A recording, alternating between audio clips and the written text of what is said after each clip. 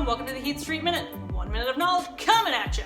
Whether you already have a pricing model in place or you're just starting out and you have no idea what to charge, it's a good idea to know what your Workbench price is.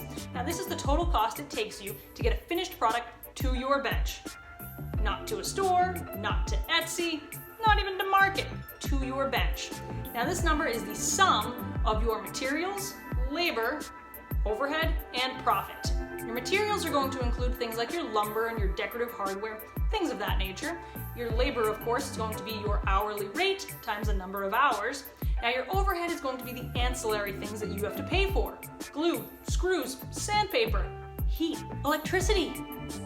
So, general rule of thumb here is to multiply your labor plus your materials by 15%. Lastly, you're going to take your materials, labor, overhead, and multiply all of those by 10% to get just a little bit of profit on top.